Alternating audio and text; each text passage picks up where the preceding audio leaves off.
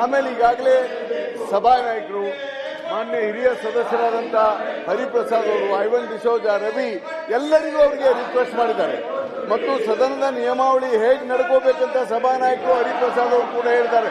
ನಾನು ಪುನಃ ಹೇಳಲಿಕ್ಕೆ ಇಚ್ಛೆ ಪಡೋದಿಲ್ಲ. ಈಗಾಗಲೇ ಮೊನ್ನೆನೇ ತಾವು ರೂಲಿಂಗ್ ಕೊಟ್ಟಿದ್ದೀರಿ. ಸೆಕ್ಷನ್ ಸದನದ ನಿಯಮಾವಳಿ 68 ನಾನು ಓದೋದಿಲ್ಲ, ಮತ್ತೆ ಓದ್ಲಿಕ್ಕೆ ಹೋಗಲ್ಲ. 68, 69 ಪ್ರಕಾರ ಅವರು ಸಭೆಗೆ ಸೂಚನೆ ಕೊಟ್ಟು ಮಾತನಾಡಬೇಕು. ಆ ಮಾತನಾಡುವಂತ ನಿಯಮಾವಳಿ ಅವ್ರಿಗೆ ಗೊತ್ತಿಲ್ವ? ಅವ್ರಿಗೆ ಇದು ಸರಿಯಲ್ಲ ಇದು. ಆಮೇಲೆ ಅಧ್ಯಕ್ಷರೇ, ದಯವಿಟ್ಟು ಮಾನ್ಯ ಸದಸ್ಯರು ಸೆಕ್ಷನ್ 303 ಓದಬೇಕು. 303 ಏನ್ ಹೇಳುತ್ತೆ? ಈ ತರ ಅಗೌರವ ಸದನಕ್ಕೆ, ತಮಗೆ ಇಡೀ ಸದನಕ್ಕೆ ಅಗೌರವವನ್ನ ಮಾನ್ಯ ಸದಸ್ಯರು ತೋರ್ತಾ ಇದ್ದಾರೆ ಅಂದ್ರೆ ನಿಜವಾಗಿ ನಿಮಗೆ ಇದು ಗೌರವ ತರುವುದಲ್ಲ. ರಾಜೀನಾಮೆ ಮಾಡಿ ನೀವು ಅವರಿಗೆ ಪದೇ ಪದೇ ಅವಕಾಶ ಕೊಡ್ತಾ ಇದ್ದೀರಿ. ಇವತ್ತು ಇನ್ನೂ ಜಾಸ್ತಿ ಅವ್ರ ಬಗ್ಗೆ ಲೀನೆಂಟ್ ಆಗಿರಬೇಡಿ. ನಿಮಗೂ ಅಗೌರವ ತೋರಿಸ್ತಿದ್ದಾರೆ, ಸದನಕ್ಕೂ ಅಗೌರವ ತೋರಿಸ್ತಿದ್ದಾರೆ. ದಯವಿಟ್ಟು ಅವ್ರ ಮೇಲೆ ಕಟ್ಟುನಿಟ್ಟಿನ ಕ್ರಮ ತೆಗೆದುಕೊಳ್ಳಿ. ಸದನ ಅವಕಾಶ ಮಾಡಿಕೊಡಿ. ಒಂದು ಲಾಸ್ಟ್ ಅಧ್ಯಕ್ಷ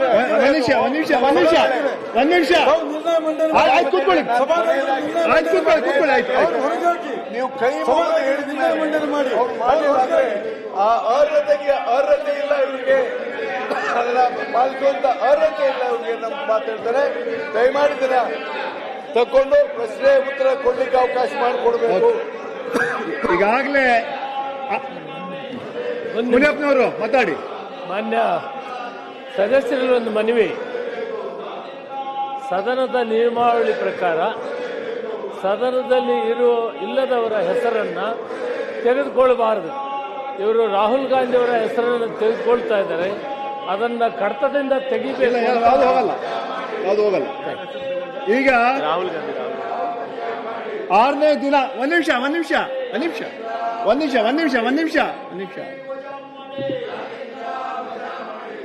ನೋಡಿ, ನಿನ್ಗೆ ನಾನು ಹೇಳ್ತಾ ಇದ್ದೀನಿ. ನಾನು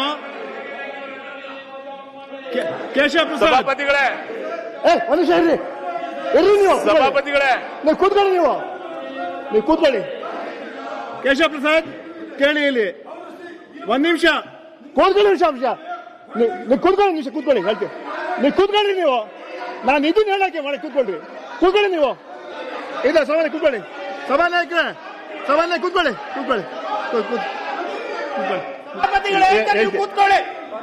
ಒಂದ್ ನಿಮಿಷ ಕೂತ್ಕೊಳ್ಳಿ. ನೋಡಿ, ಒಂದ್ ನಿಮಿಷ ಕೇಳಿ ಇಲ್ಲಿ.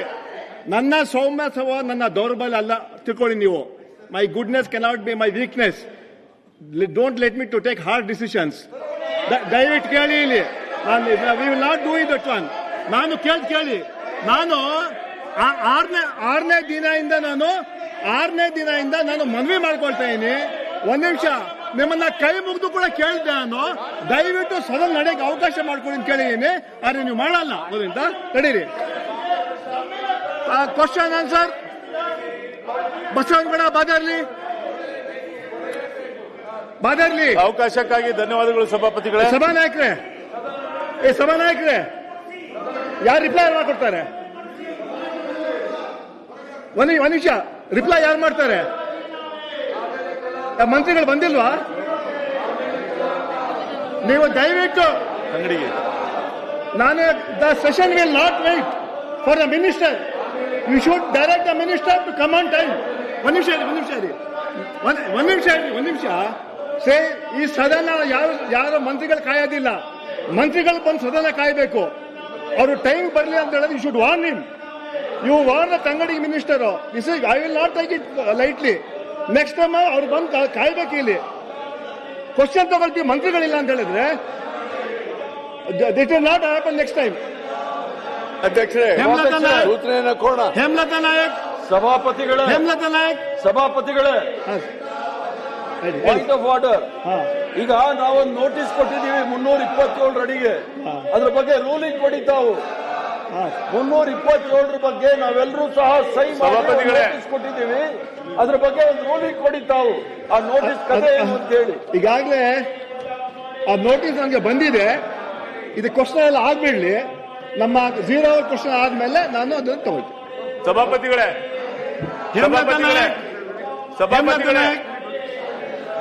ಶಿವಕುಮಾರ್ ಇಲ್ಲ, ನಾನು ಹೇಳಿದ್ದೆ ಬಂದಿದ್ದಾರೆ.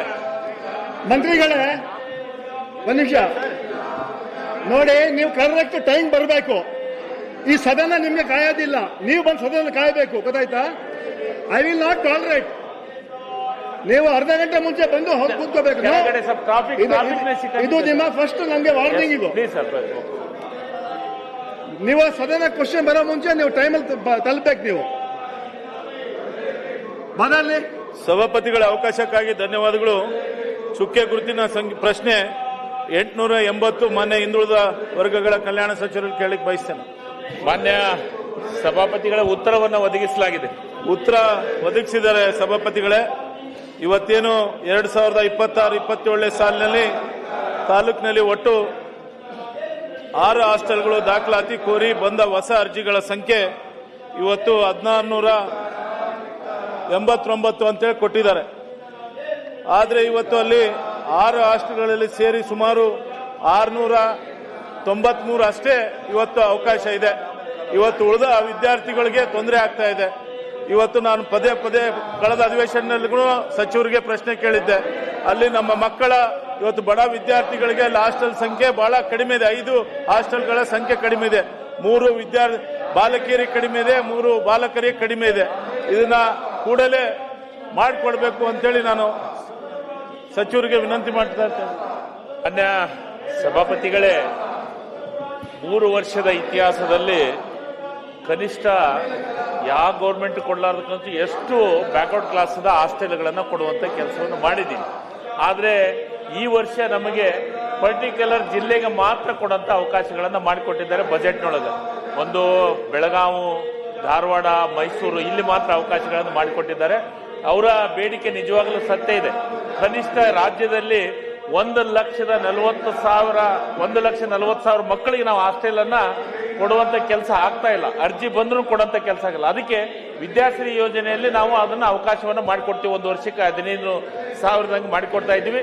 ಅಲ್ಲಿನೂ ಮಾಡಿಕೊಡ್ತೀವಿ. ಅವ್ರ ಹಾಸ್ಟೆಲ್ ಅನ್ನು ಕೇಳ್ತಿದ್ದ ಮುಂದಿನ ದಿನಮಾನಗಳ ಮುಖ್ಯಮಂತ್ರಿಗಳ ಜೊತೆ ಚರ್ಚೆ ಮಾಡಿ ನನಗೆ ಹಾಸ್ಟೆಲ್ ಬೇಡಿಕೆ ನಮ್ಮ ಇಲಾಖೆಗೆ ಜಾಸ್ತಿ ಇದೆ, ಇದು ತಗೊಂಡು ಅಲ್ಲಿ ಎಷ್ಟು ಅವಕಾಶ ಇದೆ ಅದನ್ನು ಮಾಡಿಕೊಡುವಂತ ಕೆಲಸವನ್ನು ಮಾಡ್ತೀವಿ. ಮಾನ್ಯ ಸಭಾಪತಿಗಳಿಗೆ ಹೇಳಿದ್ರು ಒಂದು ಜಿಲ್ಲಾ ಮಟ್ಟದಲ್ಲಿ ಅಷ್ಟೇ ಹಾಸ್ಟೆಲ್ಗಳು ಸ್ಯಾಂಕ್ಷನ್ ಆಗಿದಾವೆ ಅಂತೇಳಿ. ಆದರೆ ಇವತ್ತು ನಮ್ಮ ವಿಧಾನಸಭಾ ಕ್ಷೇತ್ರದಲ್ಲಿ ಏನು ಇವತ್ತು ಬೇರೆ ಬೇರೆ ತಾಲೂಕಿನಿಂದ ಕೂಡ ಬಂದು ಅಲ್ಲಿ ವಾಸ ಮಾಡ್ತಾ ಇದ್ದಾರೆ. ಅಲ್ಲಿ ಅನೇಕ ತೊಂದರೆಗಳಿದ್ದಾವೆ. ಇವತ್ತು ಜಿಲ್ಲಾ ಮಟ್ಟ ಏನಿದೆ ಅದಕ್ಕೂ ಜಿಲ್ಲಾ ಮಟ್ಟ ಆಗ್ಲಿಕ್ಕೆ ಸೂಕ್ತವಾದಂತ ಸ್ಥಳಗಳು ಸಿಂಧನೂರು ಇದೆ. ಆದರೆ ಇವತ್ತು ಮಂತ್ರಿಗಳು ಸರಿಯಾದ ಉತ್ತರ ಕೊಡ್ತಾ ಇಲ್ಲ. ಅಲ್ಲೇ ಪಕ್ಕದ ಕ್ಷೇತ್ರದವರು ಇದ್ದಾರೆ. ಅವರು ನಮ್ಮ ಪಕ್ಕದ ಕ್ಷೇತ್ರದವರು ಇರೋ ಸಮಸ್ಯೆಗಳು ಬಹಳ ಗಂಭೀರವಾಗಿದೆ. ಇವತ್ತು ಮಕ್ಕಳು ಬೀದಿಗೆ ಬಂದು ಮಲಗೋ ಪರಿಸ್ಥಿತಿ ಇದೆ. ಇದನ್ನ ಸರಿ ಮಾಡ್ಬೇಕು ಅವ್ರ ಸಚಿವರು. ಸಭಾಪತಿಗಳೇ, ಬೇಡಿಕೆ ಇದೆ. ಸಿಂಧನೂರಾಗ ಅಷ್ಟೇ ಅಲ್ಲ, ಎಲ್ಲಾ ತಾಲೂಕಿನಲ್ಲೂ ಬೇಡಿಕೆ ಇದೆ. ನಮಗೆ ಅದಕ್ಕಿಂತ ಹೆಚ್ಚು ಜಿಲ್ಲಾದಲ್ಲಿ ಬೇಡಿಕೆ ಇರೋದನ್ನ ಜಿಲ್ಲಾಗೆ ಈ ಸತಿ ಅವಕಾಶ ಮಾಡಿಕೊಟ್ಟಿದ್ವಿ. ಮುಂದಿನ ದಿನ ತಾಲೂಕಾ ಕೇಂದ್ರಕ್ಕೂ ನಾವು ಅವಕಾಶ ಮಾಡಲಿಕ್ಕೆ ಮುಖ್ಯಮಂತ್ರಿಗಳ ಗಮನಕ್ಕೆ ತರುವಂತ ಕೆಲಸವನ್ನು ಮಾಡ್ತೀವಿ. ಸಭಾಪತಿಗಳೇ, ಬಾಡಿಗೆ ಬಿಲ್ಡಿಂಗ್ ಅಲ್ಲಾದ್ರೂ ತಗೊಂಡ್ಬಿಟ್ಟು ಅದನ್ನ ನಾವು ಸರಿ ಪರಿಹರಿಸುವಂತ ಕೆಲಸ ಆಗ್ಬೇಕು. ಇವತ್ತು 1000 ವಿದ್ಯಾರ್ಥಿಗಳು ಹೊರಗಡೆ ಇದ್ದಾರೆ. ಬಸವನಗೌಡ್ರೆ, ನೀವು ಕೇಳಕತ್ತಿದ್ದು 100ಕ್ಕೆ 100 ಸತ್ಯ. ಇಡೀ ತಾಲೂಕಾ ಕೇಂದ್ರದೊಳಗೂ ನಮಗೆ ಅತಿ ಹೆಚ್ಚು ಬೇಡಿಕೆ ಇರೋದು ಸತ್ಯ. ಈ ಸತೆ ನಾನು ಬಜೆಟ್ನೊಳಗೆ ಬರೀ 50 ಹಾಸ್ಟೆಲ್ ಕೊಟ್ಟಿರೋದ್ರಿಂದ ಅವು ಬಜೆಟ್ನೊಳಗೆ ಅಲೋಕೇಶನ್ ಆಗಿದೆ, ಜಿಲ್ಲಾ ಕೇಂದ್ರಕ್ಕೆ ಮಾತ್ರ ಕೊಡಬೇಕು ಅಂತಂದು. ಮುಂದೆ ನೆಕ್ಸ್ಟಿನ ಬಜೆಟ್ನೊಳಗೆ ಪ್ರತಿಯೊಂದು ಹಾಸ್ಟೆಲ್ ಅನ್ನ ಬಜೆಟ್ನೊಳಗೆ ಅಲೋಕೇಶನ್ ಮಾಡೋಂಥದ್ದು. ಮುಂದಿನ ಬಜೆಟ್ನೊಳಗೆ ನಾನು ನಿಶ್ಚಿತವಾಗ್ಲೂ ತಾಲೂಕಿಗೆ ಅಲೋಕೇಶನ್ ಮಾಡಿಕೊಡುವಂತ ಪ್ರಯತ್ನವನ್ನು ಮಾಡ್ತೀನಿ. ಸಭಾಪತಿಗಳೇ, ಕೊನೆ ಪ್ರಶ್ನೆ ಇದೆ. ಮೊನ್ನೆ ನಮ್ಮ ಏನು ಹಾಸ್ಟೆಲ್ ಅಲ್ಲಿ ಇವತ್ತು ಫುಡ್ ಪಾಯ್ಸನ್ ಆಗಿ ಸುಮಾರು 50 ವಿದ್ಯಾರ್ಥಿಗಳು ಇವತ್ತು ಅಸ್ವಸ್ಥ ಆದರು. ಬ್ಯಾಕ್ವರ್ಡ್ ಕ್ಲಾಸ್ ಅಲ್ಲ, ಮುರಾರ್ಜಿ ಸ್ಕೂಲ್ಗಳಲ್ಲಿ. ಒಂದ್ ನಿಮಿಷ ಸಭಾಪತಿಗಳು, ಒಂದೇ ನಿಮಿಷ ಸಭಾಪತಿಗಳು, ಇದು ಬಹಳ ಮಹತ್ವದಂತಿದೆ. ಸಭಾಪತಿಗಳ ಒಂದು ಮಹತ್ವದಂತ ಕೇಳಿ. ಫಸ್ಟ್ ನೀವು ಸಪ್ಲಿಮೆಂಟರಿ ಕ್ವಶನ್ ಕೇಳಿದ ಮೇಲೆ ಕೇಳಿ, ಇಲ್ಲಿ ಅದಕ್ಕೆ ಉತ್ತರ ಕೊಡ್ತಾರೆ. ಇನ್ನೊಂದು ಕೆಲವು ಮಾತ್ರ ಕೊಡ್ತೀವಿ. ನೀವು ಪದೇ ಎದ್ದು ಪದೇ ನಿಂತ್ಕೋಬಾರ್ದು. ಇನ್ನು ಕೇಳಿ, ಇನ್ವೆಸ್ಟ್ ಮಾಡಕ್ಕೆ ಕೇಳಿ. ಈಗೇನು ಮೊನ್ನೆ ಬೇರೆ ಹಾಸ್ಟೆಲ್ಗಳಲ್ಲಿ ಇವತ್ತು ಫುಡ್ ಪಾಯ್ಸನ್ ಆಯ್ತು. ಆದಂತ ಸಂದರ್ಭದಲ್ಲಿ ಅಲ್ಲಿ ಬಹಳ ಅಸ್ವಸ್ಥ ಆಯ್ತು. ಸುಮಾರು 50 ವಿದ್ಯಾರ್ಥಿಗಳು ಆಸ್ಪತ್ರೆಗೆ ಸೇರಿಸುವಂತ ಕೆಲಸ ಆಯ್ತು. ತಕ್ಷಣ ಅಲ್ಲಿ ವೈದ್ಯಾಧಿಕಾರಿಗಳಿಲ್ಲ, ಬೇರೆ ಸಮಸ್ಯೆಗಳಿದಾವೆ. ನಾನು ಸಚಿವರಿಗೆ ವಿನಂತಿ ಮಾಡಿಕೊಳ್ತೇನೆ, ಹಿಂದುಳಿದ ವರ್ಗಗಳ ಹಾಸ್ಟೆಲ್ಗಳಲ್ಲಿ ಇವತ್ತು ಹಾಸ್ಟೆಲ್ಗಳಲ್ಲಿ ಸಚಿವರೇ ಒಂದೇ ನಿಮಿಷ, ತಮ್ಮ ಹಾಸ್ಟೆಲ್ಗಳಲ್ಲಿ ಆಗಿಲ್ಲ ಇದು. ಆದ್ರೆ ಇವತ್ತು ಹಿಂದುಳಿದ ಹಾಸ್ಟೆಲ್ಗಳಲ್ಲಿ ಅಲ್ಲಿ ಆರೋಗ್ಯ ತಪಾಸಣೆ ಪ್ರತಿ ತಿಂಗಳು